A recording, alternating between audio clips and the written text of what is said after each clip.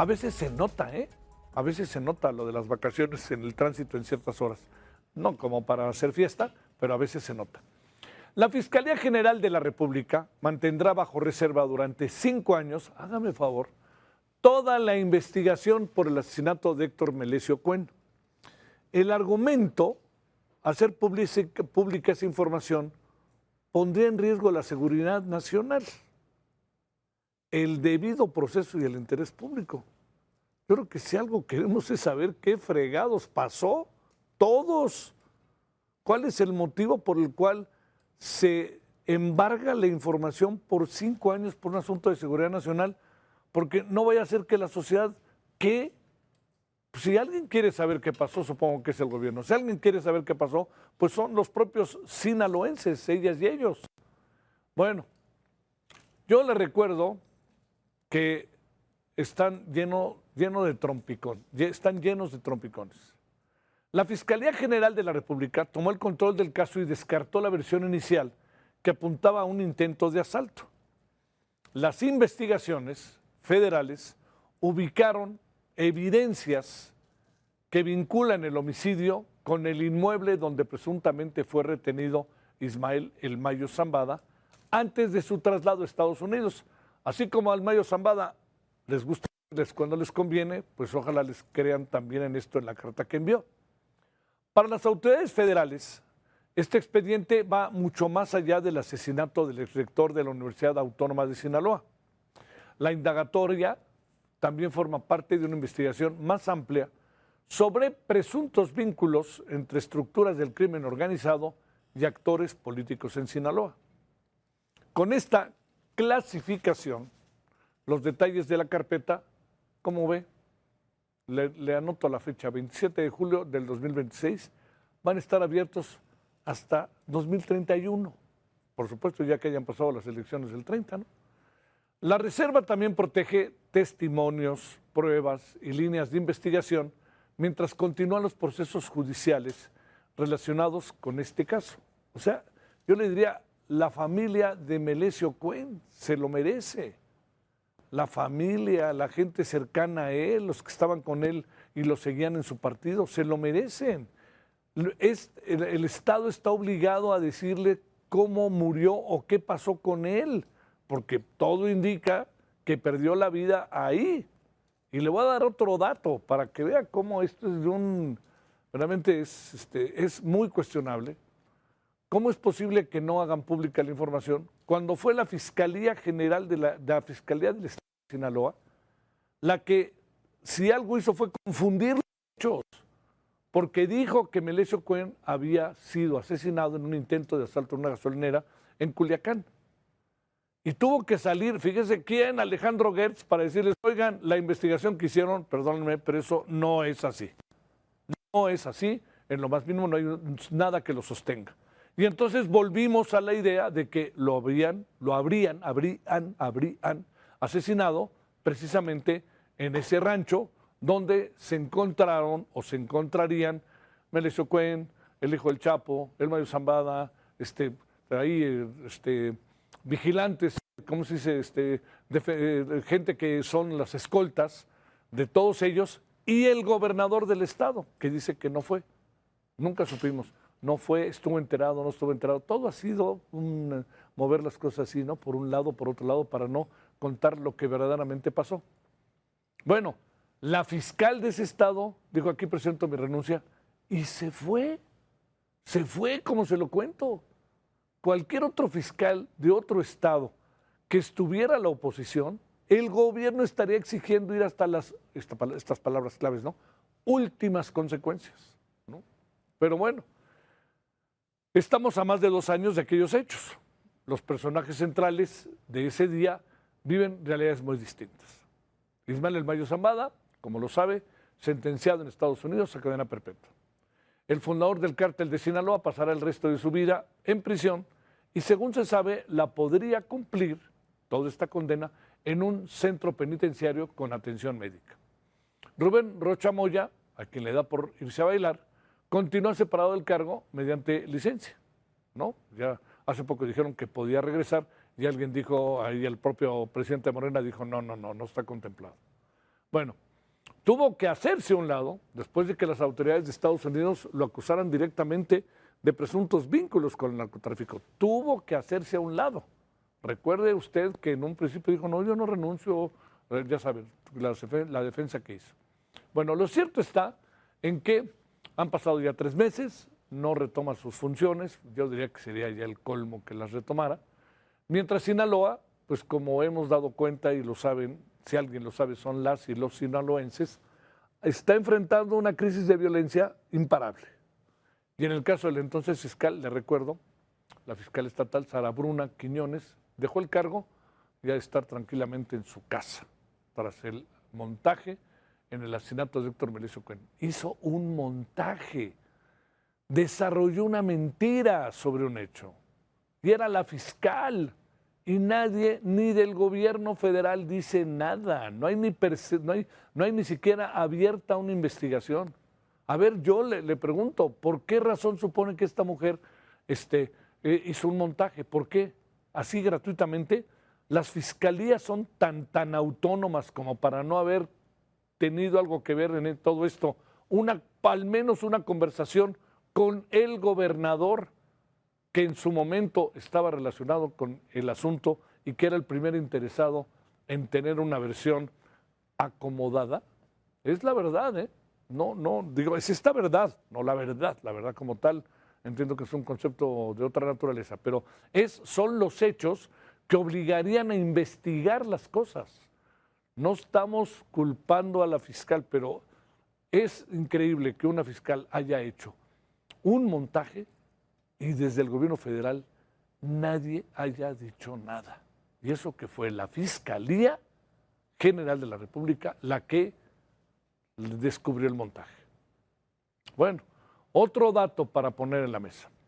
Héctor Melesio Cuen fundó el Partido Sinaloense.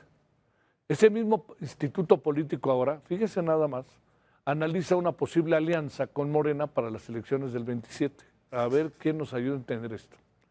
Es un giro que para muchos parecía impensable tras lo ocurrido alrededor del asesinato de su líder. ¿Qué fue lo que pasó? ¿Dónde están los arreglos? ¡Pururum! El actual dirigente del PAS, Robespierre Lizárraga, abrió esa posibilidad al reconocer que el partido evaluó distintos escenarios rumbo a la próxima elección. La eventual alianza pondría en el mismo bloque político a dos fuerzas que estaban pues divorciadas o a lo mejor no tan divorciadas. Y entre ellos, lo digo como una hipótesis, hubo un ajuste de cuentas de cosas que caían en otros terrenos y no necesariamente solamente en lo político institucional, para decirlo de alguna manera. Bueno, hace rato hablamos con Ángeles Estrada. Ella es directora de la iniciativa Transparencia y Anticorrupción. Y fíjese, cuando hablamos con ella, pues la pregunta era, ¿qué piensas, Ángeles, de que durante 5 años esta información esté cerrada, esté embargada o como usted quiera, respecto al caso de Melesio Cuen, que porque son temas de seguridad nacional, tal cual como se lo dijimos hace rato? Vale la pena escuchar, Ángeles. Le corrigieron toda la plana a la Fiscalía del Estado. Y habían sido, hasta eso, muy transparentes para mostrar los errores que se habían cometido por parte de la Fiscalía Estatal. De pronto, vemos cómo la Fiscalía General comienza a tener estas actitudes que normalmente tiene, no, esto no es nuevo, de esconder la información, secretismo, pero además lo que me llama mucho la atención es el argumento por seguridad nacional. ¿Y eso qué significa, no? ¿En qué afectaría la seguridad de este país dar a conocer las investigaciones que se siguen haciendo, porque el caso se sigue investigando, que se están haciendo para dar a conocer a la prensa, a la familia y sobre todo al público lo que está sucediendo con esa investigación, especialmente por las implicaciones políticas que tiene? A ver, contra eso no hay manera de nada, ¿verdad? Sí, todavía existe el recurso de revisión, digamos, lo único malo es que el recurso de revisión va a caer ante el Ejecutivo, que es el órgano ahora funciona como órgano garante, que es la Secretaría de Transparencia para el Pueblo, y ellos tendrán que determinar si efectivamente está bien argumentada la reserva. Pues si es un asunto de seguridad nacional, ¿qué va a decir el Ejecutivo? ¿Usted cree que el Ejecutivo no estaba enterado de esto antes de que se diera la decisión de embargar la información o de tenerla bajo reserva durante 5 años? Bueno, al final yo insistiría, este es un asunto que verdaderamente, pues, la verdad que sorprende, ¿no? Porque yo presumo que si alguien quiere saber lo que pasó, antes y primero que nadie, son las y los sinaloenses. Ellos llevan más de 2 años viviendo un infierno en su propia casa. Y es el colmo que se pongan en este plan de 5 años, que durante 5 años esté reservada la información de un asunto que compete a tanta gente y que tanta gente se ha visto afectada. No vaya a ser que se enteren de qué, no vaya a ser que seguridad nacional. ¿Cuál seguridad nacional? Espérenme, se lo digo, son asuntos que en nuestro propio terreno, ¡pum!, explotaron auténticamente. ¿O qué tienen guardado? ¿O hay información que de plano compromete a quién? Ese es el asunto. ¿A quién compromete? ¿Al gobernador? Pues entonces, ¿qué esperan para actuar? ¿A Melesio Cuen? Pues entonces, ¿qué? Nos digan qué fue lo que pasó. Al Chapito que se les metió por la puerta de atrás y se lo llevó al Mayo, o el Mayo por todo lo que sabe, o el Mayo lo que ya dijo, o la fiscal que echó una puesta en escena para decir que había notado a Melesio Cuen en una gasolinera, o el gobernador, que hay que seguir protegiéndolo, ¿no? Ese es quizá, ahí están los actores, tiene que ver la DEA, la CIA, tiene que ver alguien del gobierno federal, tiene que ver quién, como para guardar la información de un asunto que tanto afecta a tanta gente. Bueno, vámonos con lo que tenemos el día de hoy. Además de eso, extraditados. ¿Quiénes son? Bueno, las solicitudes de México. Esto es un asunto, o sea, México ha solicitado a Estados Unidos que extradite a un grupo, a un conjunto de ciudadanos mexicanos con responsabilidades delincuenciales en México o que están siendo buscados por la justicia mexicana. El fiscal general adjunto de Estados Unidos, Todd Blanche, aseguró que revisarán las solicitudes de extradición que ha solicitado el gobierno mexicano y que están pendientes. Recordemos que fue un reclamo de la presidenta Sheinbaum al acusar que no hay reciprocidad. Uno de los nombres en la lista, y al que le traen ganas, es Francisco Javier García Cabeza de Vaca, exgobernador de Tamaulipas, que incluso en una mañanera pues, le dijo cosas a López Obrador, que se vio que evidentemente a López Obrador cuando era presidente no le gustaron, pero también hay algo que hay que ver cómo se actúa en este caso. Francisco Javier García Cabeza de Vaca tiene las 2 nacionalidades. También tiene las 2 nacionalidades Ernesto Rufo, y ya ve dónde anda. Bueno, el examen de admisión. La Universidad Nacional Autónoma de México instaló una comisión técnica para la revisión del procedimiento del examen y los resultados del concurso de selección de ingreso a la licenciatura 2026, luego de las irregularidades detectadas en el proceso de admisión. Hay algunas preguntas que hay que hacerse de manera muy autocrítica en la UNAM, ¿no? Que además, usted sabe, yo bueno, al igual que muchísima gente, tenemos un cariño, una admiración, un respeto enorme por la UNAM. Pero, digamos, ¿cómo no se dieron cuenta? ¿Sabe cómo nos dimos cuenta de lo que pasó con el examen de admisión? Por un externo, no por la UNAM. La UNAM publicó los resultados y alguien de fuera, un profesor de la UAM, hizo una investigación buenísima y nos empezó a demostrar todas las cosas irregulares que habían pasado. Y es por eso que llegamos a lo que llegamos. Regulaciones. El gobierno federal trabaja en una estrategia para desalentar el uso intensivo de teléfonos celulares, redes sociales entre niñas, niños y adolescentes. Todo ello mediante un proceso de consenso que involucre a familias, escuelas y autoridades. Es algo muy importante, muy necesario. El mundo entero se está moviendo para allá, pero hay que ver muy bien lo que vamos a hacer. Y bueno, el nuevo presidente de Colombia, el presidente electo de Colombia, Abelardo del Espriella, ha anunciado que va a romper relaciones diplomáticas con Cuba y Nicaragua, al calificarlas, así lo dijo, de tiranías. El nuevo mandatario cerrará 15 consulados y 14 embajadas en varias naciones: Argelia, Haití, Barbados, Hungría, Senegal, Etiopía y Sudáfrica. Hágame favor, hágame favor. Este es un asunto muy delicado, muy delicado. Más allá de las diferencias, Colombia es un país muy importante, muy regionalmente estratégico como para empezar a separarse del mundo de una manera como esta, bajo unos lineamientos de un conservadurismo feroz y además también jugando pues para nuestros vecinos o para el vecino en este caso.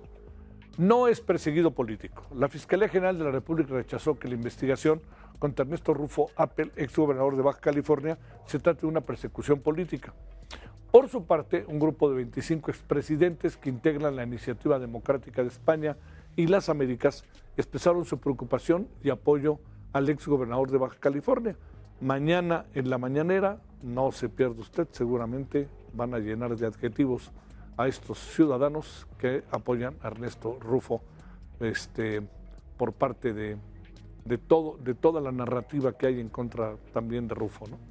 Bueno, extraditados, las solicitudes de México serán atendidas o van a ser analizadas, El examen de admisión de la UNAM, todo el lío que hay, las regulaciones para los teléfonos celulares, todo eso para niñas, niños y adolescentes.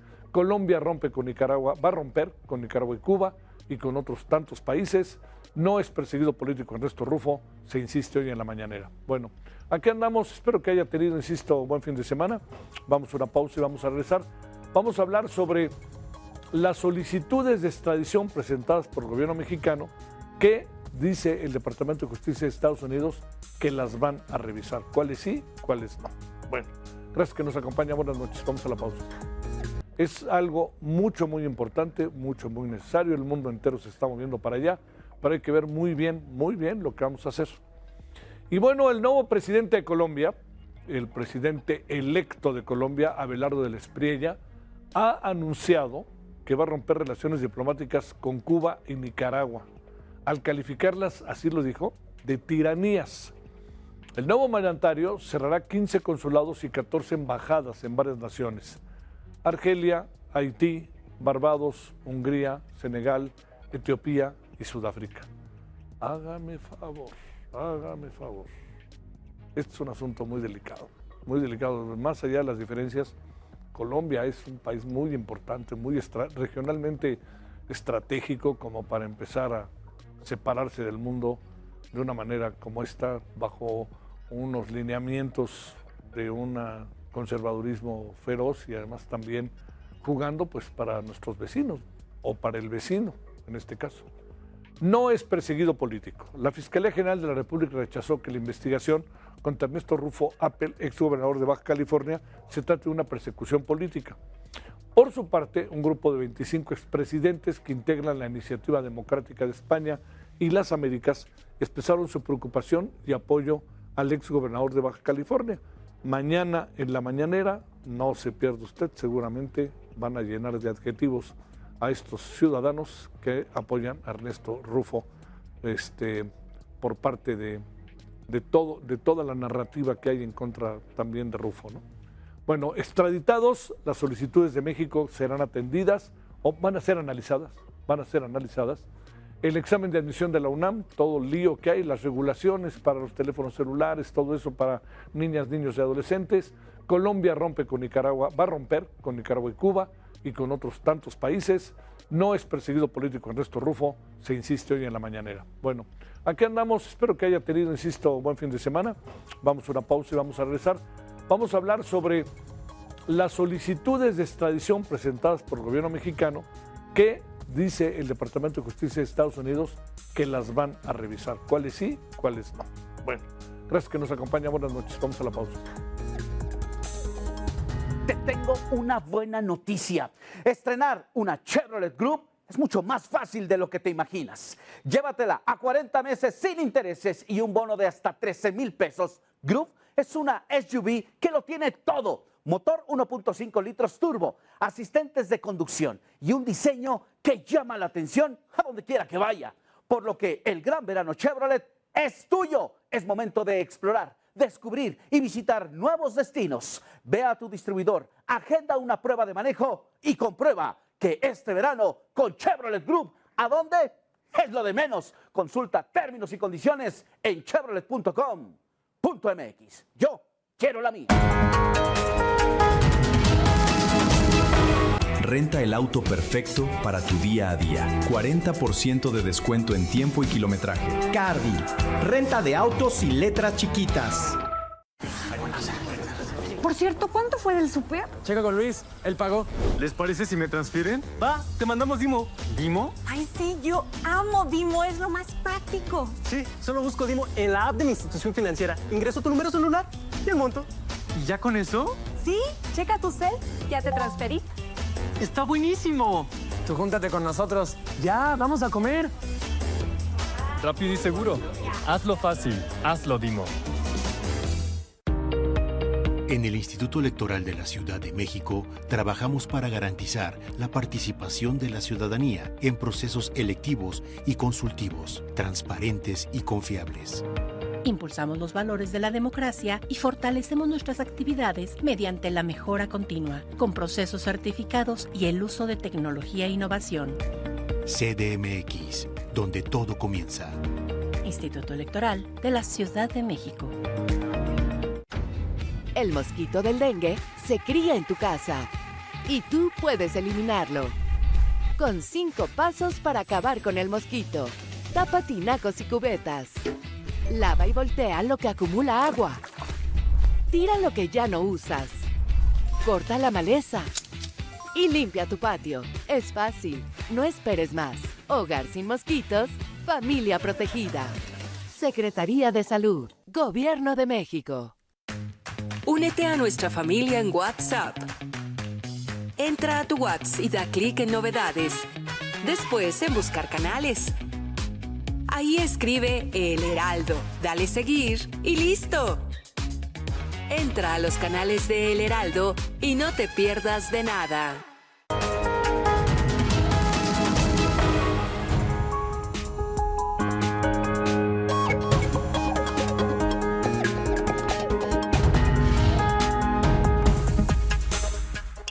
Pues pueden ver ustedes que es una práctica común entre los dos países, que los dos países hacemos un análisis exhaustivo de las solicitudes de extradición, de las solicitudes de detención provisional, y pueden ver pues que además tiene un fundamento legal clarísimo.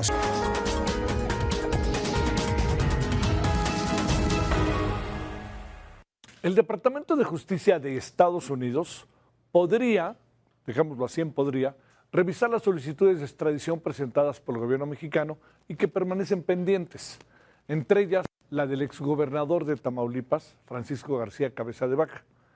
Esto fue ante la consulta sobre la falta de respuesta a los requerimientos formulados por México. El fiscal general adjunto de Estados Unidos, Todd Blanche, aseguró que dichas peticiones deberían de revisarse, pero, digamos, es como una... Es la primera vez que se plantea así, ¿no? Vamos a revisarlas, pues. Cabe destacar que entre 2018 y 2026 se presentaron 269 solicitudes de extradición a Estados Unidos, de las cuales 233 continúan sin resolución.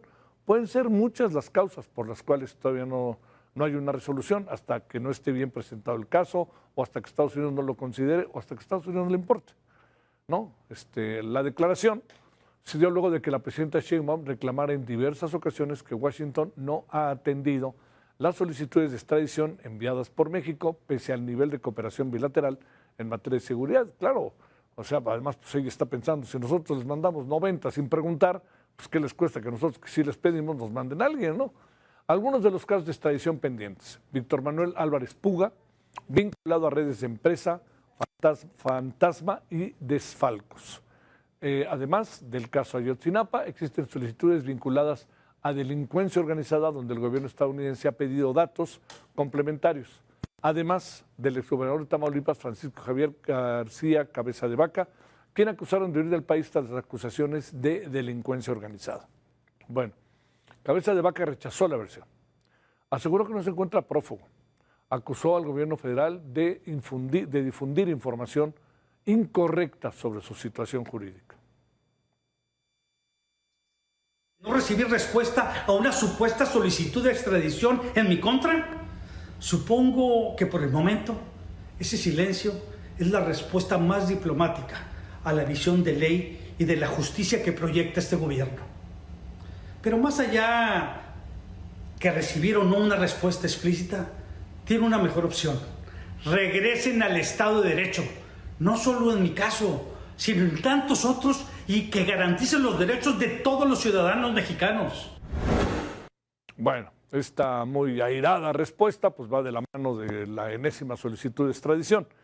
Jesús García, editor de La Opinión y el diario Nueva York, créame, ha hecho un trabajo buenísimo de investigación sobre esto.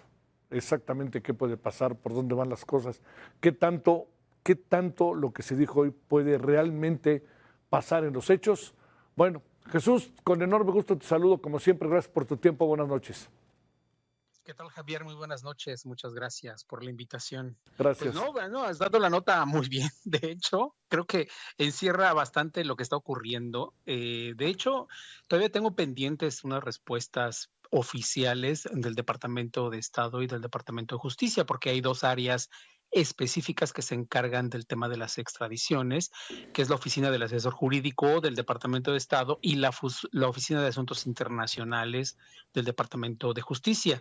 La que toma la última decisión en ese sentido es la Oficina de Asuntos Internacionales del Departamento de Justicia. En ese sentido hay una coordinación, por supuesto. Por eso la importancia de preguntarle al fiscal general Todd Blanche sobre esta situación. Honestamente, habíamos estado solicitando, pues obviamente hablar con algún funcionario en particular, habíamos tenido algunos problemas para que ocurriera, no negativas, pero pues aplazamientos, ¿no?, de respuestas, y pues coincidí con el fiscal durante la cena de corresponsales en la Casa Blanca en Washington, D.C. la semana pasada, el viernes pasado, y pues bueno, estuvimos un diálogo, estuvimos platicando varias cosas, incluyendo pues el tema del FBI en México, que bueno, no quiso meterse mucho en eso, y habló mucho sobre la cooperación que tenía México con Estados Unidos, sobre la relación con Omar García Harfuch y cómo se está relacionando. De hecho, dejó entrever por ahí que igual podría incluso ir a México. Pero hay una parte que fue muy clara, muy específica. Yo le pregunté qué pasa con las extradiciones que se está solicitando México, por qué Estados Unidos está respondiendo. Y de hecho, Javier se sorprendió, me dijo, no entiendo por qué tenemos un acuerdo de extradición. Exactamente, entonces, ¿por qué no existe la respuesta? Y entonces se detuvo un momento y me dijo, mira, no tengo los detalles, pero totalmente deberían revisarse esas peticiones, por supuesto. Entonces, hay dos elementos aquí que lo hemos visto y hay muchos estudios en ciencia política sobre este tema, de cómo las agencias de Estados Unidos tienen dos frentes muy particulares, que es el frente técnico, donde revisan justamente las peticiones, y el frente político. Pero muchas veces, bueno, el frente político obviamente tiene que hacer una presión fundamental, como en este caso. Entonces, lo que queda, desde mi perspectiva, es que finalmente el fiscal general en funciones, que todavía necesita ser confirmado por el Senado, pero él pues está haciendo funciones, podría ser incluso ya cuestionado tomar México, digamos, esta expresión de decir, bueno, si el fiscal general está diciendo que deben revisarse, ¿cuál es la respuesta que nos dan sobre esas peticiones que hemos hecho, no? Sí. Oye, respecto a lo que no sé si hubo oportunidad de hablar, Jesús, lo que solicita México, lo que solicita Estados Unidos sobre México, ¿de eso se habló o no? Sí, lo que solicita Estados Unidos sobre México, y de hecho él habló mucho sobre cómo México ha honrado justamente las extradiciones. Bueno, no fueron extradiciones, hay que recordar que la mayoría fueron expulsiones, claro, bajo un sistema que además es un tema muy interesante, que hay que hacer un estudio sobre eso, hay que hacer obviamente un estudio sobre lo que está ocurriendo, porque es la primera vez que yo tengo conocimiento, quizás exista algo antecedentes, de que México ha utilizado, digamos, el tema de seguridad nacional para hacer este tipo de acción, algo que recurre constantemente Estados Unidos, por ejemplo, ¿no? Todo bajo la sombrilla de la seguridad nacional, pero México casi no había hecho mucho uso de esto para poder tomar decisiones al respecto, digamos, en el marco jurídico.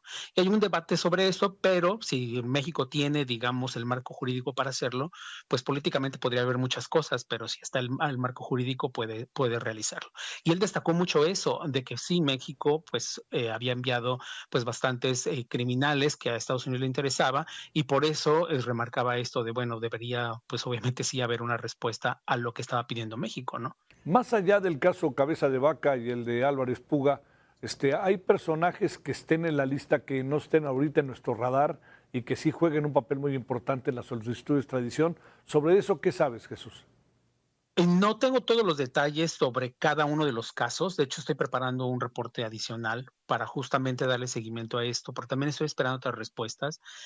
Bueno, tú sabes, como periodista igual, que hay muchas cosas que tardan, ¿no? Digamos, en macerar periodísticamente. Claro. Y entonces, pero hay cosas que obviamente que hay que sacar, como esto, por ejemplo, que fue de inmediato y que tiene pues su tiempo específico. Fue coincidencia el hecho de que me pudiera hablar con él directamente, y además fuera muy particular y tener el contexto de lo que está pasando con esto que ha solicitado en México, y en las últimas semanas incluso ha sido como un tema recurrente.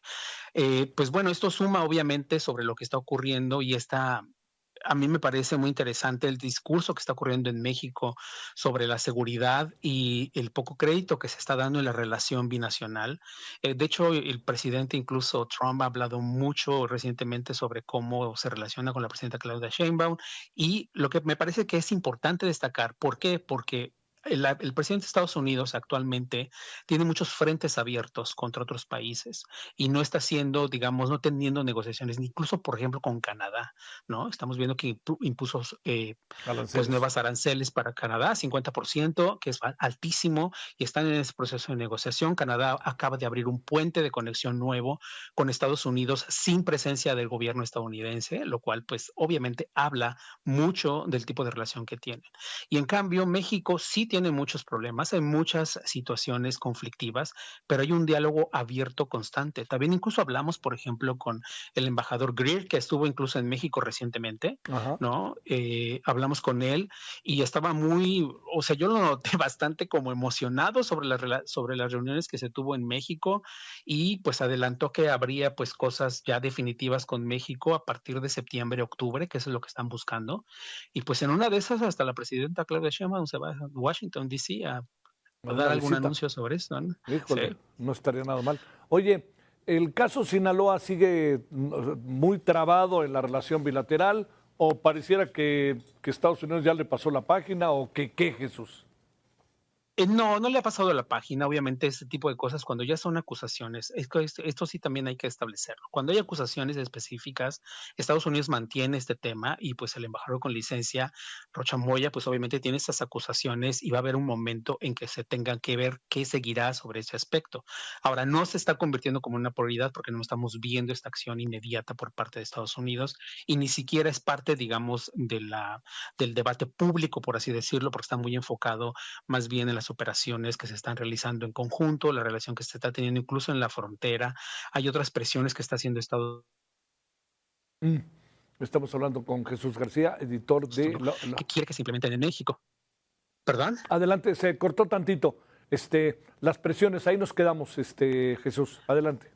Sí, que había otras presiones de Estados Unidos para México para implementar en la frontera, pero bueno, ahorita no puedo adelantar mucho sobre eso y exactamente a qué se refiere, pero México está teniendo una negociación importante en diversos frentes justamente con Estados Unidos, y pues hay cosas que México obviamente no va a ceder. Yo creo que está muy bien, en el sentido, utiliza muy bien el tema de la soberanía, porque además para Estados Unidos es el tema central también.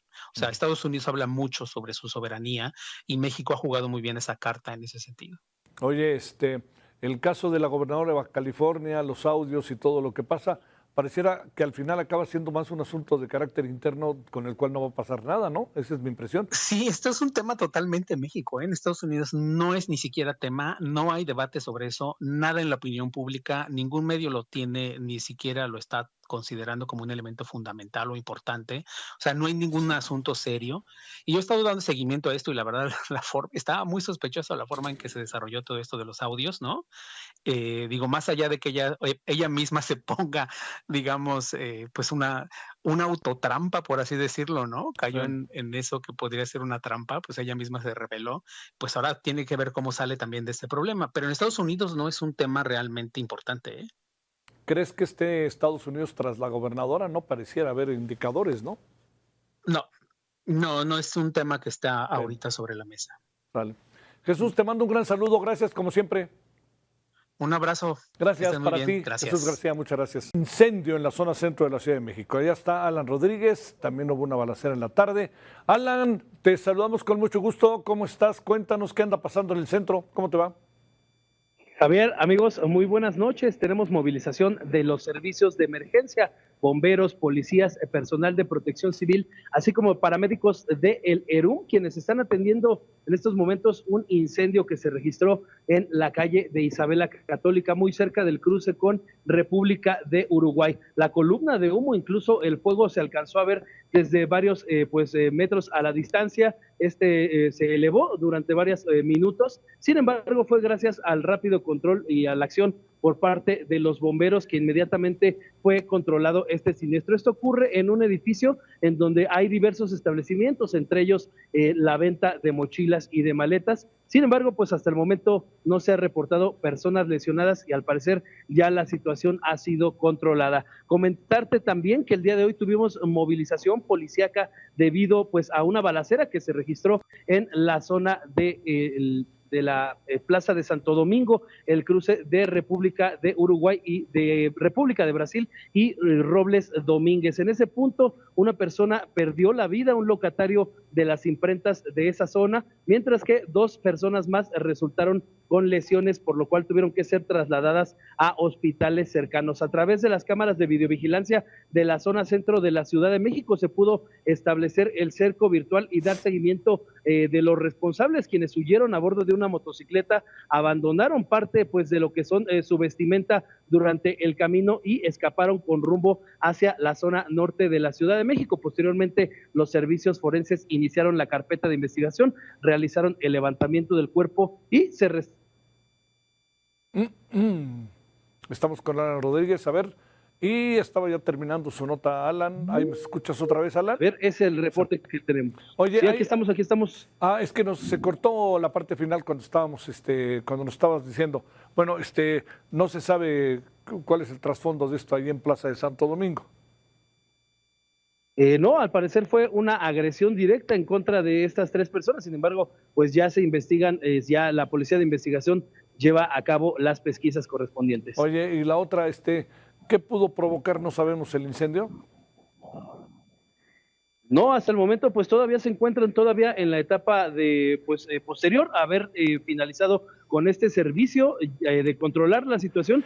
Posteriormente pues sí te tendrán que revisar pues instalaciones y cuáles fueron las causas para determinar también el pago de los daños. Oye, además ahora que viene el regreso a clase, que se te queme todo eso, ¿no? Que es pues materia prima buena para la venta. Bueno, ya veremos qué pasó y lo importante es que no hay personas lesionadas. Es correcto, estamos al pendiente. Buenas noches. Gracias.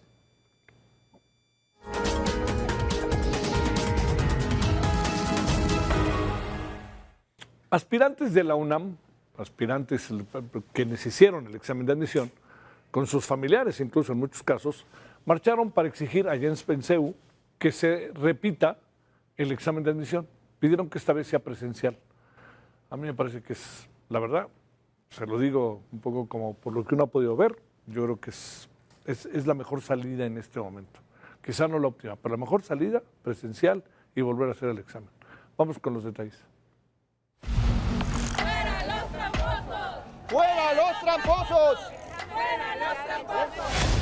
Aspirantes que no obtuvieron un lugar en alguna de las licenciaturas de la UNAM tras el reciente proceso de admisión se manifestaron en la explanada de la Biblioteca Central, esto en Ciudad Universitaria, para exigir a las autoridades de la máxima casa de estudio que el examen de ingreso se repita de manera presencial. Se solicita que la Universidad Nacional Autónoma de México, en ejercicio de su autonomía y responsabilidad social, determine que el concurso de selección de ingreso a nivel licenciatura se efectúe de manera única y exclusivamente presencial en todas las convocatorias futuras, con la finalidad de asegurar la equidad en las condiciones de aplicación, erradicar imponderables tecnológicos ajenos al sustentante y brindar certeza sobre la transparencia del proceso.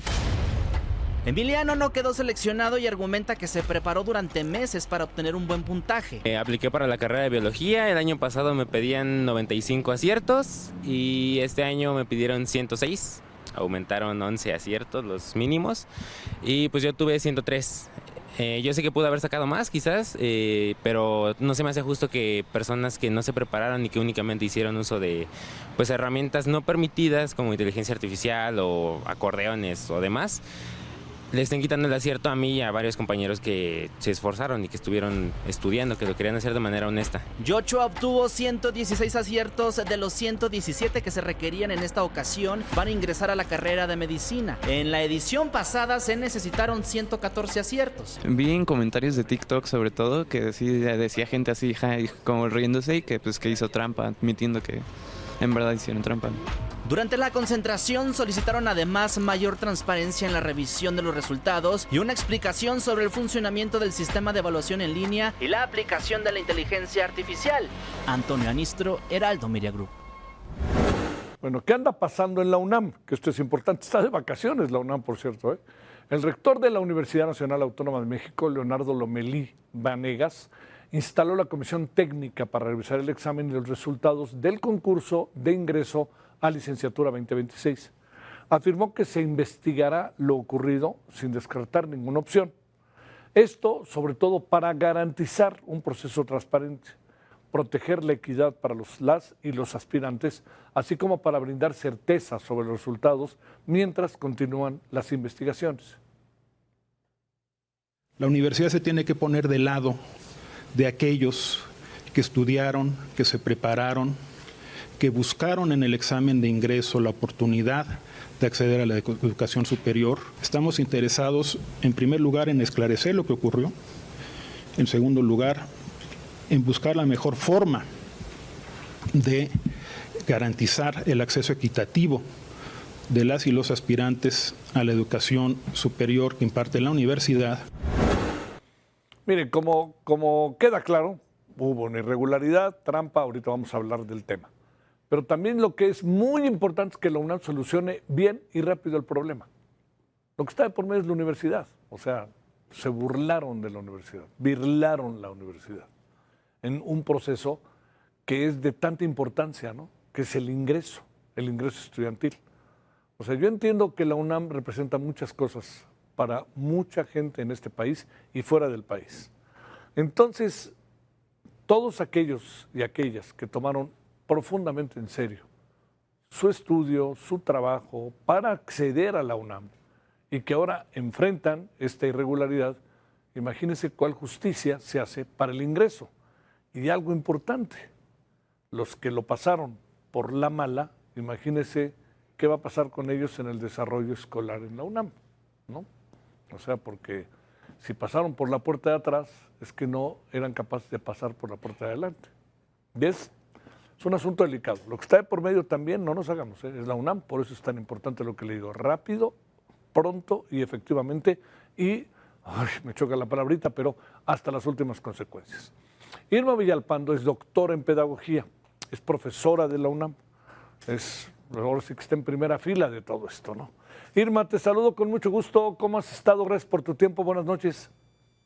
Muchas gracias, Javier. Muy bien, gracias por la invitación. Aquí atenta y también preocupada por lo que pasa en la próxima casa de estudios. A ver, te diría el asunto así un poco como bote pronto. ¿Qué piensas de lo que pasó?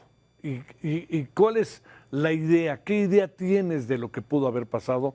Y un poco como remedio y trapito ahora, ¿no? A ver, adelante, Irma. Claro, bueno, la formulación de hipótesis no son tan al aire, son hipótesis fundadas, ¿no?, en la seriedad histórica, estadística, que nos dan los puntajes de las carreras.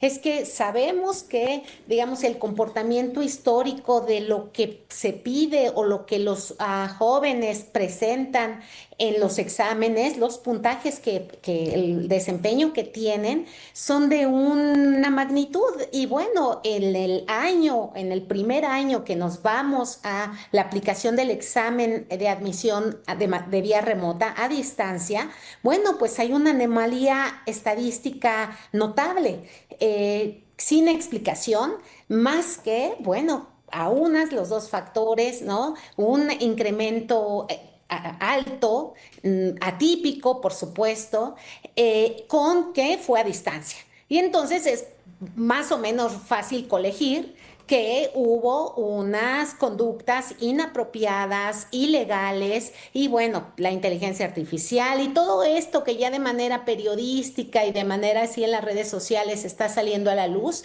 pero que, bueno, hay una anomalía. Es algo que se tiene que decir con transparencia, es el objetivo de esta comisión, qué pasó, cómo pasó, qué sucedió, y que eso está muy bien, Javier, pero hay que decir que eso es muy importante, pero hay algo sumamente urgente. Estamos a las puertas del inicio del semestre, en prácticamente 2 semanas. La UNAM ahorita está en receso, pero ya el día de hoy se tendrían que haber entregado los documentos de los que fueron aceptados. Qué bueno que el rector Lomelí dijo, momento, aquí sí ha pasado algo, no podemos normalizar y no podemos decir, vamos adelante, está detenido el proceso y vamos a esperar que, digamos, en qué nivel de altura de miras da la universidad una respuesta. Sin duda, vaya, es un error grande, no menor, por supuesto, que les pasa a las instituciones de prestigio, ha pasado en otros países, pero más allá de consolarnos con eso, lo que tenemos que esperar es que la salida sea a la altura de las circunstancias, y no va a haber buena salida, va a haber, digamos, la menos mal, ¿no? Porque claro, la afectación es fuerte y es para todos. A ver, así, entendiendo que estamos en un terreno todavía inicial, con urgencia de que termine, pero te pregunto, ¿serías de la idea de repetir el examen? Entendiendo que hay muchas variables, pero ¿serías de la idea de repetir el examen y que fuera presencial? Es la mejor solución. Pienso que no hay de otra. Pensar en una anulación selectiva, fueron 160,000 candidatos, digamos, aspirantes que presentaron la prueba. Entonces, ¿de qué manera tendrían que seguir uno a uno una revisión, digamos, de las condiciones de aplicación? Me parece una empresa casi imposible. Sí. Entonces, pienso, por ejemplo, y ahí también va un saludo y una solidaridad a todos los muchachos, a todas las familias, claro, que se preparan por meses. Todos sabemos, es de alto impacto el examen. En la literatura se conoce que es un examen estandarizado de alto impacto. Y este alto impacto es por los efectos que produce, lo que altera, estar o no en una trayectoria de educación superior, dentro o fuera, con la repercusión personal, social, económica. Entonces, los jóvenes, imagínense la incertidumbre ahorita. A mí me han preguntado madres de familia, ¿qué nos recomienda, maestra? No se quedó, pero que sigue estudiando. Y bueno, yo siempre digo, sí, estudiar siempre es intrínseco, bueno per se, ¿no? Entonces, que estudien, o los que ya se quedaron, ¿no? Diciendo, bueno, pero ahora todavía estamos en la tablita. Bueno, hay que esperar. Yo no creo que se tarde tanto. La UNAM ha mandado señales, Javier, me parece, así las interpretamos, así las interpreto, que va por allá. Ve las palabras del rector, ¿no? Nos vamos a poner del lado de los estudiantes honestos, ¿no? Del lado de los estudiantes que hicieron bien el trabajo, la tarea, que no pueden ser desplazados, porque eso es lo que es, quien se metieron a la fila algunos no formados, ¿no? Y desplazaron a los demás. Eso, digamos, como una metáfora de la injusticia y del proceso inequitativo, por supuesto, ilegal, y que la universidad no se puede permitir. Oye, a ver, déjame plantearte, híjole, siempre el tema de los exámenes, ¿no? Es una cosa para sufrirle, ¿no? Ahora ya no queremos examinar a nadie, ¿no? Es la única manera que tenemos para evaluar quién ingresa y quién no ingresa, ¿no? A la UNAM. No hay, bueno, y a todas las instituciones de educación superior, porque cuando dices alto impacto yo agregaría otra palabra, ¿no? Traumático es, ¿no? O sea, no pasar es muy doloroso, muy duro para las familias, no solamente para el estudiante, ¿no? Le puedes romper la vida.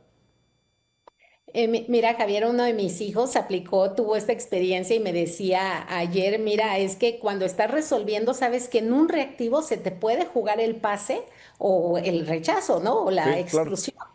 Entonces, sí es altamente estresante. El examen yo le llamo examen de ducto o examen de filtro, es que es muy estrecho, digamos, la malla del filtro es muy cerrada. Históricamente ha sido alrededor del 10% quienes son los aceptados. La UNAM ha venido haciendo un esfuerzo grande. En esta última edición iba a ser sobre el 13%, Javier. Aún así es muy poco, digamos, es una universidad que selecciona fuerte, es altamente selectivo. Y en ese sentido, bueno, preguntarnos qué otras modalidades hay. Sí hay otras, digamos, de complemento. Y por ejemplo, la UAM complementa con el proyecto, con el promedio, ¿no? Pero digamos, a someter a discusión el examen y su nivel de rigor tan amplio, su selectividad tan rigurosa, también tiene que ver con preguntarnos por qué sigue creciendo año con año la demanda para entrar a la UNAM, sí por su prestigio, sí por su legado histórico, sí por su vigencia. Yo soy de las que defiende, ¿no?, su importancia y su vigencia para el futuro del país, en la formación de los profesionistas de la cultura y de la ciencia, por supuesto.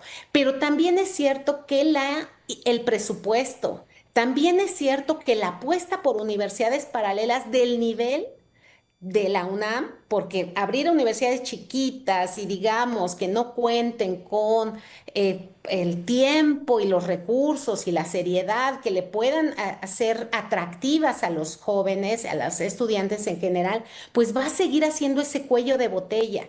El examen puede ser, digamos, tendremos que tener una discusión a ver de qué maneras o de qué formas, ¿no? Sí. Se puede hacer una evaluación más holística, pero es un problema muy complejo, sin duda, por la cantidad, porque es un examen a gran escala. Sí. Son muchísimos, ¿no? Es que sabes también qué impresión da que, digamos, se han creado muchas universidades, ¿no? Universidades que uno lo sabe, para que se consolide una universidad lo que necesita es tiempo, ¿no?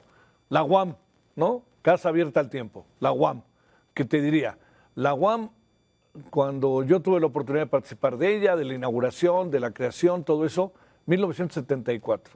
Y mira, a 50 años lo que ha pasado. Entonces los estudiantes también y las familias dicen, ¿cómo lo voy a meter a la universidad tal?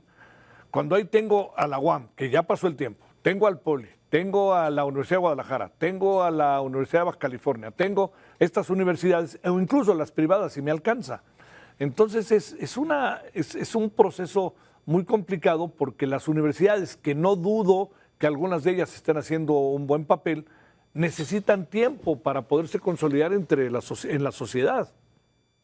Por supuesto, entonces son proyectos digamos, de gran calado, claro, con miradas más allá de un sexenio o de una apuesta muy cortoplacista. Sí, pero lo tendríamos que hacer, digamos, los tiempos nos van alcanzando y sí se tendrían que ir, digamos, sembrando, arando esa tierra, ¿no?, que permita a la postre crear instituciones fuertes y también, ¿por qué no decirlo, a Javier?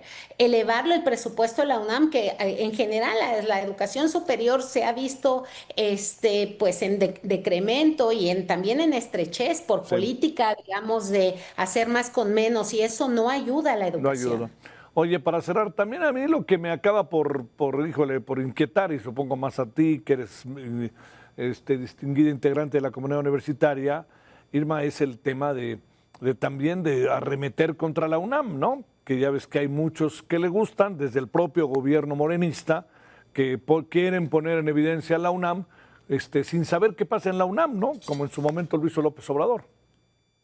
Por supuesto, que se empiece a politizar y que seguramente todos los temas que están pendientes o latentes, que si el pase reglamentado, que si estaba leyendo unos tweets de verdad absolutamente desafortunados, con una visión muy errática de la relevancia a nivel, reitero, histórica y actual. Es que, digamos, la apuesta científica, la apuesta de formación de profesionales, que yo no conozco a alguien que no tenga un pariente, un conocido, un vecino, ¿no?, que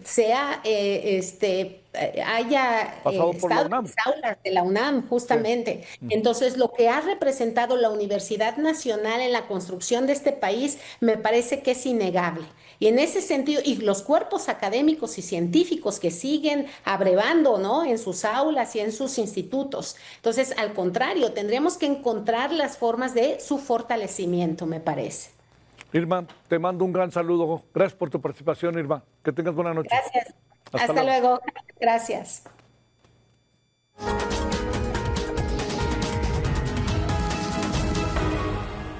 El gobierno mexicano salió el día de hoy a exponer y defender en la mañanera su propuesta de regular las redes sociales.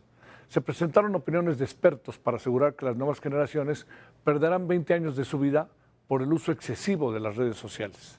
De acuerdo con organizaciones psicosociales, no solo se trata de la apatía de un niño o niña, sino que su cerebro funcionará de manera distinta debido a las descargas, así se dijo, de dopamina excesiva que genera la sobreexposición a Internet.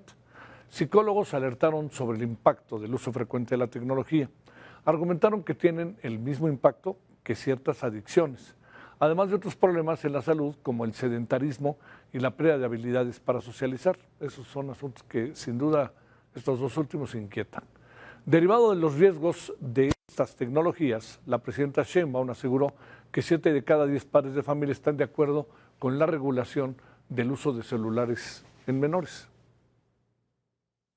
Cerca del 60 y tantos por ciento, casi 70% de madres y padres de familia están de acuerdo en que se regule el uso de celulares en la escuela. Hay una preocupación de madres y padres de familia en este sentido.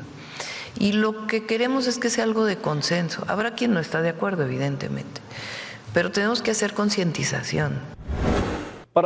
Bueno, hablemos de esto, uso de celulares en menores. Tania Ramírez, la recuerdo, directora ejecutiva por la Red de los Derechos de la Infancia en México. Querida Tania, con mucho gusto te saludo. ¿Cómo has estado? ¿Cómo estás, Javier? Muy buena noche, gusto saludarte también. A ver, ¿qué piensas de lo que pasó hoy y de lo que va a ser ahora? Aparece todos los lunes. Y de lo que, sí. Y ¿sabes qué me preocupa de lo de hoy? Que al final, digo, qué bueno, etcétera, pero luego acomodan las cosas para que las cosas se hagan como el gobierno quiere y no necesariamente por el consenso. Pero bueno, a ver, echémonos a andar, Tania. Te entiendo y creo que lo compartimos cuando por primera vez, que este no fue el primer día, pero la primera vez que la presidenta habló de que se tendría que generar un gran debate nacional para hablar de estos temas, la verdad es que nos dio mucho gusto, como que dijimos, sí, claro, es un poco lo que desde Redim muchas voces, muchas organizaciones hemos estado colocando como necesidad, ¿no? Que se haga un amplio diálogo para que pueda ser lo más consensuado posible. Ahora, ¿qué nos falta todavía o qué me hace falta de estas declaraciones que se exponen ahora? Pues que la decisión no tendría que ser del todo un consenso entre padres y madres, sino también saber qué piensan chicas y chicos, ¿no? O sea, no necesitamos reproducir ese candado adultocéntrico, por más que queramos protegerles, por más que sepamos de los efectos posiblemente nocivos que tenga el uso de celulares, nos está haciendo falta la voz de los propios niños, niñas, adolescentes, que hoy por hoy son quienes tienen el derecho de determinar su futuro inmediato, por supuesto de la mano con personas expertas, etcétera, pero eso está haciendo falta y nos hace falta también, Javier, me parece, trascender la idea de que proteger es limitar. Me parece que estamos siendo todavía muy chatos y un poco putos en pensar que vamos a lograr la protección de infancias y adolescencias a través de limitar su uso del Internet. Los problemas que viven chicas y chicos están en la raíz de la materialidad, no de la virtualidad. Es decir, ¿qué nos da miedo? Que haya reclutamiento, que haya trata, que haya violencia. Bueno, pues eso va a seguir estando en la realidad material si lo único que hacemos es guardar los celulares en un cajón durante el día de la escuela, por ejemplo, ¿no? Entonces, sigue haciendo falta una mirada a la raíz, sigue haciendo falta la voz de chicas y chicos y sigue haciendo falta, ¿saben qué? Limitaciones, pero también a las empresas que lucran intensamente con la cantidad de datos que dan chicas y chicos en las horas que pasan en Internet. Y hace falta limitaciones también a estas plataformas para que dejen de hacer contenidos que enganchan, que generan adicción, que generan todos estos efectos adversos que ya comentaban. Oye, a ver, ¿de qué nos va a servir estos lunes para el tema? Yo quiero pensar que sean lunes que también tengan contraparte de otras voces. No creo que sería lo más positivo un lunes de vocerías de solamente las instituciones, ¿no? Sería increíble que pueda haber también invitaciones a instancias académicas, a organizaciones que estamos trabajando el tema. Nosotros ya tocamos la puerta de presidencia, por ejemplo, ¿no? Para decir, venga, si va a haber diálogos, queremos formar parte. Sería muy bueno que no solamente suceda en Palacio Nacional, sino que también, bueno, estamos ahí en interperiodo legislativo, pero que esto fuera parte de lo que se dialogue en parlamentos abiertos, en las cámaras, tanto en el Senado como en Cámara de Diputados. Ese es el deber ser. ¿Qué nos espera? Pues creo que ya vamos a empezar a tener la respuesta según lo veamos, ¿no? En serio, desde Redim tenemos todas las ganas de ver si esto sucede para bien en un momento en el que está sucediendo en el mundo, además, Javier. O sea, esta es una conversación global. La gobernanza del Internet se está discutiendo en muchos otros lugares. Países como Brasil, en nuestro contexto, están haciendo cosas increíbles, por no citar países europeos o que nos queden más lejos. Entonces sí, podemos estar en un momento muy oportuno para que se ajusten las cosas que se tienen que ajustar. Solo tenemos que coincidir en cuál es el problema que queremos evitar. Si no queremos que niñas y niños usen celulares o que no usen Internet, lo único que vamos a hacer es algo como lo que pasó con las rutas de migración. Les vamos a obligar a ir por caminos menos seguros. Sí, claro. Porque chicas y chicos ya viven en Internet. No vamos a poder limitar eso. Más bien tenemos que pensar en cómo acompañar esa suerte de ciudadanía digital que ya impone el mundo de la inteligencia artificial. Y es que no podemos partir de lo que han hecho algunos estados, que uno sabe que han hecho algunas cosas, ¿no? Por ejemplo, el otro día platicando sobre el tema, a ver, me decían Francia, que menores de 15 años no lo usen. Tan tajantemente daban explicaciones, es que todo lo dejan en las plataformas, entonces, ¿dónde están los gobiernos? En el caso de Querétaro, como se tomó una decisión que ha ido avanzando, pero tenemos que hacer algo en términos nacionales, porque no se trata de que pasas Querétaro y un poco como cuando estábamos en la pandemia, ¿no? En el Estado de México se podías beber y en la Ciudad de México no, pues entonces te ibas ahí a Tlalnepantla, ¿no? Y regresabas ya luego en la noche, ¿no? Exacto.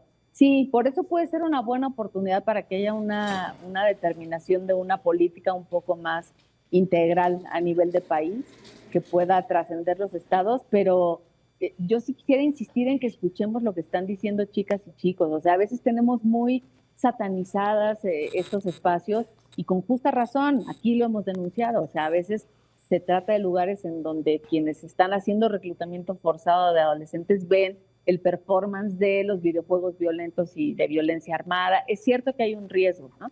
Pero también hemos visto expresiones súper interesantes, por ejemplo, en esta plataforma de videojuegos que se llama Roblox, que también puede ser un poco alineante, pues de pronto descubrimos que había manifestaciones de chicos y chicas que se estaban organizando pro Palestina en estos espacios. Entonces, vamos a cometer un error si lo vemos con la miopía de lo que solo alcanzan a ver nuestros propios ojos.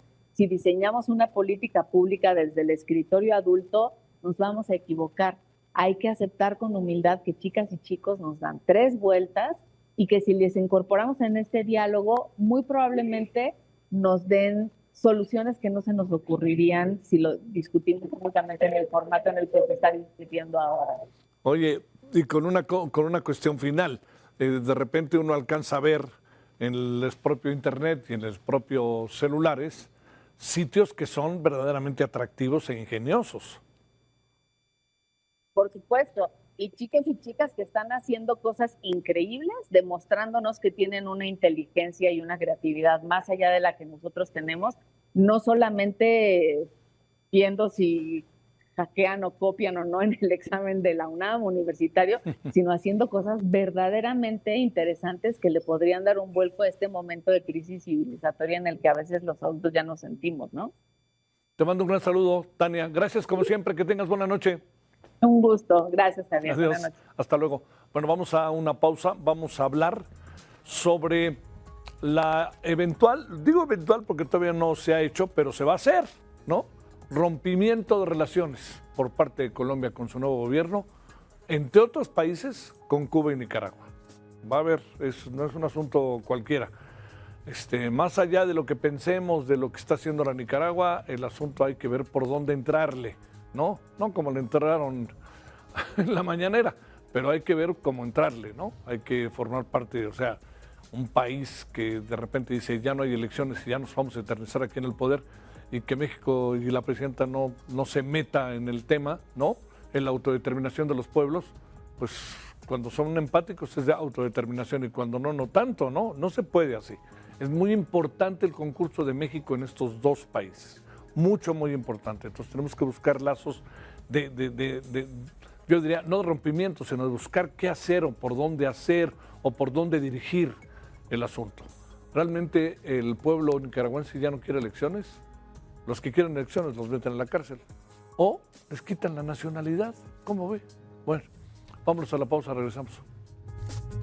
Por Value, la tasa de interés interbancaria a 28 días se mantuvo sin cambios para ubicarse en 6.75%, mientras que los CETES a 28 días disminuyeron 0.02 puntos y se ubicaron en 6.18%. El índice de precios y cotizaciones de la Bolsa Mexicana de Valores se situó en los 67.157 puntos, con una subida de 1.17%. El FTSE Viva alcanzó los 1.358 puntos, con un incremento de 1.24%.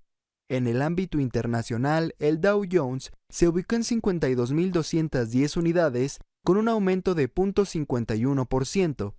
El Nasdaq bajó 0.18% para alcanzar 24.932 unidades, y en Brasil Bovespa subió 0.74% a 175.334 puntos. En el tipo de cambio, el dólar al menudeo bajó 0.11% para cotizar en 17.86 pesos.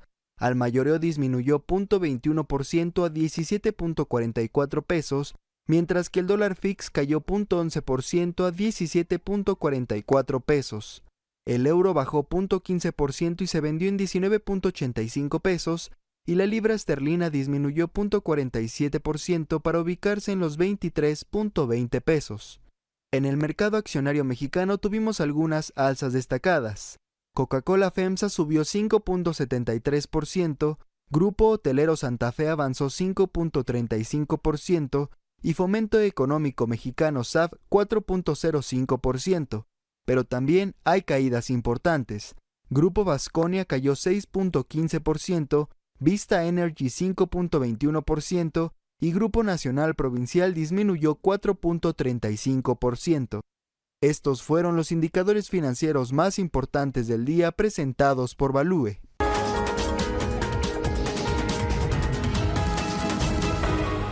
El presidente electo de Colombia, Abelardo de la Espriella, dijo, ahora sí, anunció y amenazó que va a romper relaciones diplomáticas con Cuba y Nicaragua.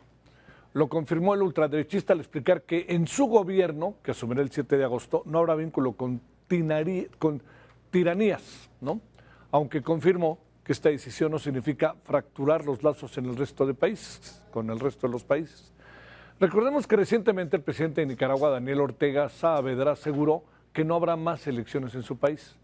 Por otro lado, de la Espriella cerrará 15 consulados y 14 embajadas en distintas naciones, entre las que se incluye, fíjese, Argelia, Haití, tan necesitado que está Haití, ¿no?, de tener comunicación, Hungría, Etiopía y Sudáfrica. Así lo dijo el presidente Abelardo de la Espriella.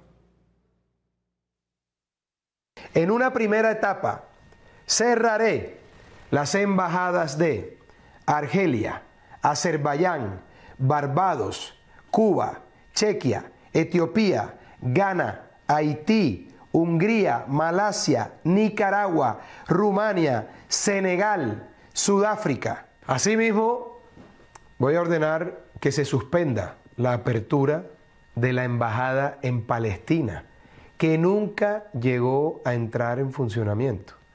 Además, voy a cerrar cerca de 15 consulados. Bueno, mientras que la presidenta de México defendió la autodeterminación de los pueblos cuando fue cuestionada sobre la decisión de Daniel Ortega de cancelar elecciones en Nicaragua. Sheinbaum aseguró que siempre estará de acuerdo con la democracia, pero que cada país decida cómo se organiza. Bueno, primero es la autodeterminación de los pueblos, lo que decide el pueblo de Nicaragua. Y nosotros siempre estamos de acuerdo con la democracia, en todos sus términos. Esa es mi respuesta, ambas. Hablemos sobre la ruptura de relaciones diplomáticas futura de Colombia con Cuba y Nicaragua y otros países. Nayar López Castellanos, politólogo latinoamericanista. Bueno, Nayar, gracias por tu tiempo. ¿Cómo te va? Muy buenas noches. ¿Cómo has estado? Muy bien, Javier. Muy buenas noches. ¿Cómo estamos? ¿Qué piensas de esto que ya empieza a ser la política exterior del nuevo gobierno colombiano, Nayar?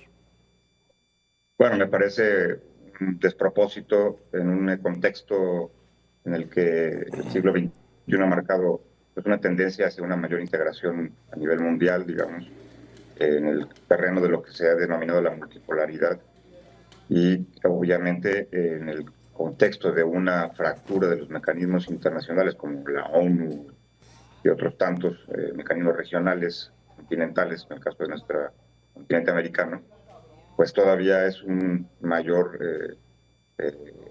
grave error, digamos, retroceder en esta estrategia que está planteando este nuevo presidente de Colombia, ¿no? En el sentido de aislarse. Básicamente está aislando a Colombia de una parte importante de regiones del mundo como África, Europa del Este, y bueno, pues el caso específico de Cuba y Nicaragua que pues muestran obviamente ahí un alineamiento más que evidente a las políticas de Estados Unidos, a la política exterior de Estados Unidos. Es como regresar, digamos, de alguna manera, pues a lo que fue el uribismo en los primeros años de este siglo XXI, que actuaba de acuerdo a los intereses y a los dictámenes de Estados Unidos, ¿no? Entonces me parece un franco, pues un desconocimiento, sobre todo refleja la ignorancia de lo que significa la diplomacia y la voz de un país en regiones tan distantes, ¿no? Que además, bueno, pues obviamente esto conlleva pues el cortar cualquier tipo de integración económica, financiera, cualquier tipo de comercio, de relaciones en el campo de la cultura, de la academia, con todos estos países. Claro. Siendo, por ejemplo, destacando el caso particular de Sudáfrica, ¿no? Que es uno de los integrantes de BRICS, que es la dimensión económica de Sudáfrica, ¿no? En los tiempos actuales es pues, muy importante. O países como Rumanía, el caso específico de Israel, y el Estado genocida de Israel, y el tema de Palestina, pues obviamente refleja también los intereses de Estados Unidos y es una respuesta directa a lo que significó la decisión en su momento del gobierno de Petro de romper relaciones diplomáticas con Israel a partir del genocidio contra el pueblo palestino. Entonces, ahí hay es un cóctel, digamos, ¿no? que va involucrado en este anuncio, pero que refleja que esta ultraderecha latinoamericana que pues, rompe todos los esquemas, no porque los esquemas o las prácticas que existían deban mantenerse específicas y completamente completas, pero sí es un desconocimiento de la diplomacia. Oye, Nayar, ¿qué pensar de lo que pasa en Nicaragua e incluso la reacción del gobierno mexicano? Que se vuelve, ¿no? Autodeterminación de los pueblos, en ciertos casos sí, en ciertos casos no. Pero a ver, ¿qué pensar de esto en la región? Porque al fin y al cabo, pues es Europa, es África, pero es la región, ¿no? Y dos países que están ahorita necesitados de vasos comunicantes, sobre todo Cuba, ¿no? Sí, claro, no, bueno, además que el caso particular de Cuba, recordemos que fue el escenario que ofreció todas las garantías y condiciones para el gobierno y la guerrilla colombianos, que culminaron con la firma de los acuerdos de paz en el 2016, después de varios años. Cuba se convirtió en ese espacio de diálogo que le dio mucho a Colombia con esos acuerdos de paz, ¿no? Que incluso no entenderíamos el momento actual de Colombia si no fuera por ese paso histórico. Entonces, romper relaciones con un país que ayudó al tuyo independientemente de la distancia extrema en términos de posiciones políticas que tiene cada gobierno, pues no corresponde, digamos, incluso con un agradecimiento histórico para el país que te ofreció el espacio, el escenario de la paz, ¿no? Como es como el caso, imaginemos que El Salvador y Guatemala rompieron relaciones con México cuando México fue el espacio donde firmaron los acuerdos de paz, donde se dieron las condiciones del diálogo. Sí. Entonces, obviamente, bueno, pues esto responde, este rompimiento con Cuba y con Nicaragua responden directamente, digamos, pues al cerco que está desarrollando Trump contra Cuba en un momento clave, digamos, donde en efecto, como bien lo dices, pues Cuba necesita el respaldo, el diálogo, la relación con todos los gobiernos del mundo, independientemente de las posiciones políticas, ¿no? Sí. Esto, reitero, refleja esta franca, pues una especie de envalentonamiento, ¿no? de estos líderes que llegan a romper todo con el estilo Milei, ¿no? y que, bueno, pues ahí tenemos también en el escenario próximo, pues lo que sucede en Brasil, ¿no? El hijo de Bolsonaro que está, pues, no disputándole el primer lugar en las encuestas, pero ahí medio acercándose, este conflicto que desarrolló a partir de la visita de Milei y el ataque abierto contra Lula, ¿no? Entonces, son estos ecos, digamos, de una ultraderecha desatada, ampliamente apoyada por Trump, y recordar que Espriella finalmente viene de un proceso, pues, muy cuestionado, que ni el propio presidente Petro, que no va a estar además en la toma de posesión. La toma de posesión. Arranca Espriella, pues, con estas polémicas decisiones. Sí. Oye, nada más para cerrar, la situación de Nicaragua sí parece de suyo complicada, ¿no? Sí, sin duda. Ahí habría que tener una mayor claridad, digamos, independientemente del contexto desafortunado de estas declaraciones, porque además, honestamente, con todo y la controversia y la polémica que ha desatado Daniel con el estilo de hacer la política, digamos, en Nicaragua desde hace ya varios años, pues tiene el apoyo de la mayoría, ¿no? Ahí uno se preguntaría, bueno, ¿cuál es la necesidad de tomar este tipo de decisiones cuando de todas formas habría estado ganando las elecciones, como lo había hecho en los años recientes, ¿no? Muchos lo ubican como una dictadura, otros, bueno, pues tienen una mayoría que no necesariamente pueda gustar, es como algo parecido, digamos, en el caso de Bukele en El Salvador, ¿no? Que tiene una aprobación impresionante, pero pues también desde otros enfoques, pues hay un avasallamiento, ¿no? que incluso no es necesario. Entonces, yo esperaría, digamos, al punto en el que finalmente este conjunto de reformas que van a hacer en la Asamblea Nacional de Nicaragua determinen cuál es el llamado, si se le puede todavía así decir, proceso político de consultas que pretenden desarrollar ahora en Nicaragua, ¿no? Sí. Pero bueno, es desafortunado la vía que están decidiendo ahí en ese país. Te mando un saludo, Nayar. Gracias por tu tiempo. Que tengas buena noche. Igualmente, Javier. Gracias. Muy bien. Que descanses. Buenas noches. Gracias.